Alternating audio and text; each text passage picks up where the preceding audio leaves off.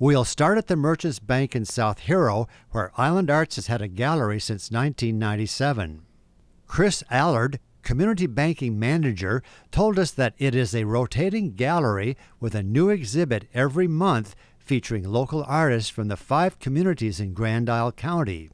This month, we're very fortunate to have a display on Bhutan. It's a display that was put together by the Island Arts Group, and they did work with children in local schools where they exchanged artwork between children in Grand Isle County and children in Bhutan. So we've had many school children come in. I guess there was a pen pal exchange where they exchanged letters. We also have examples of different textiles that were woven in Bhutan. There's information about the country, about their stamps.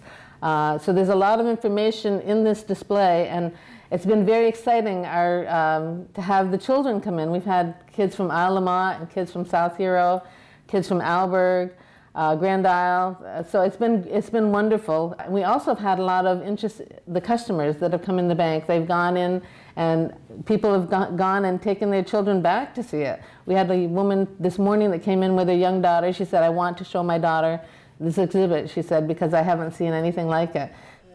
Kacho Wilcox, president of Island Arts, has been to Bhutan many times to foster and nourish the Bhutan-Grand Isle County connection that began more than 10 years ago. This connection has flourished and evolved into a cultural and artistic exchange between 2 worlds that couldn't be more different. You know, Bhutanese are very spontaneous. When I visited a school, the teachers usually leave, and I said, "Well, what question do you have?" They said, "How old are you?" You know, I mean, it's not usually a question I think that we would ask here, and I would tell them, and they would say, you know, "I'm way over 60, okay?" And so they would say, "Oh, that old?" You know, I mean, they thought they were seeing a ghost, because over there they don't live all that long. You know, the life expectancy. Well, it used to be 40 years. It's now higher. But, you know, they give birth without help, you know. I mean, it's a tough life in a rural community. We were doing a project in Alberg for the Bhutan class in Bhutan, and we made art, and we had the whole class make a picture that involved everybody, and the pictures had to make a background that would be part of our everyday lifestyle, and we would swap that with Bhutans that they made there.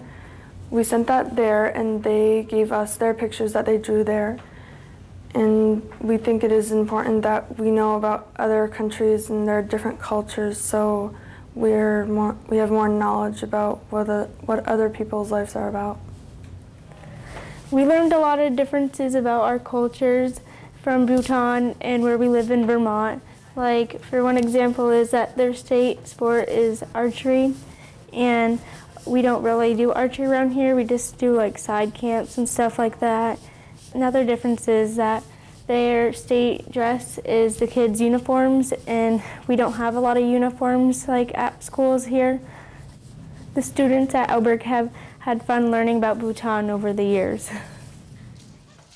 Honoring Native Ways, coming up on August 18th at Shore Acres in North Hero, is an annual Island Arts event coordinated by Jacques Birchton to celebrate our Native American community, their history, art, and culture, and even a lesson on Abenaki language from George Larrabee from Woodbury.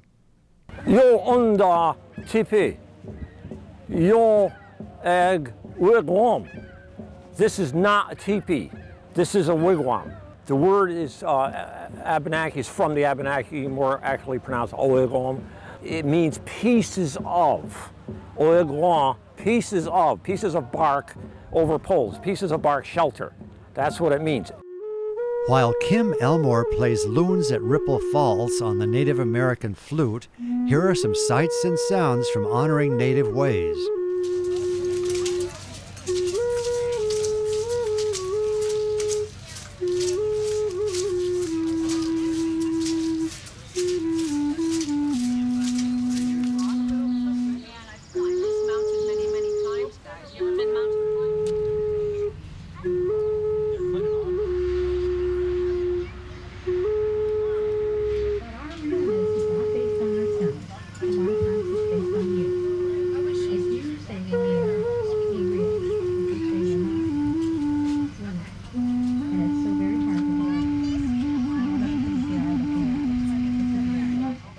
And there's much more, but what many come to see is the Circle of Courage. I asked Don Stevens to tell us about it. Well, I believe the Circle of Courage, and I have to send kudos to Brenda Gagne, who runs the Circle of Courage program, is that 5-10 years ago, you wouldn't see children out participating in Native events like this, is because of their parents, you know, didn't really talk about that much, or their grandparents about how Native they are. They stayed within their own families, okay, the traditions. But now the children are very proud of who they are, and it's great to see the number of kids out here participating in drumming and singing, because they are our future. Island Arts Academy, led by board member Tony Pietracola, offers courses throughout the year for youth and adults.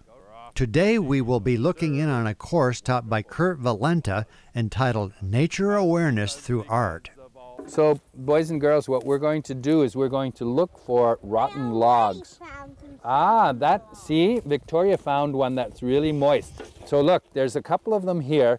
So check if you can get some segments that are, some pieces that are really moist and that you can take back, and we'll look at them on the table. Because you know, there's a lot of different little creatures that live in them. All these little animals that live in these logs, you know what they do? They chew it up and they decompose it. And they bring it back to earth. And you see all this dirt here? Can I go back to camp? Look, I can see things in it already. Look, there's a millipede right there. Look, see it right there? Okay, put it down and get your tools, because these are the types of things that we're going to be looking for. There, look, here's the one that Emma found.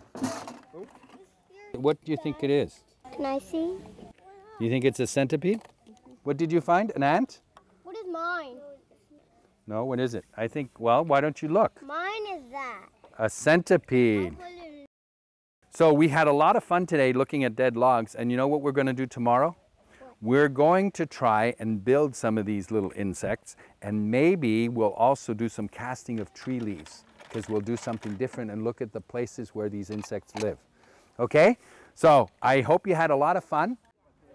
Every summer, with the help of a grant from the Preservation Trust of Vermont, Island Arts hosts a summer concert series at the beautiful Grand Isle Lake House on the shores of Lake Champlain. All profits go to the Island Arts Scholarship Youth Fund. As you can see, the earlier arrivers are picnicking on the lawn prior to the concert by the 17-member Vermont Jazz Ensemble. Opening for them is the Island Arts Jazz Combo, made up of some of our youth scholarship recipients, directed by Island Arts' Tony Pietracola.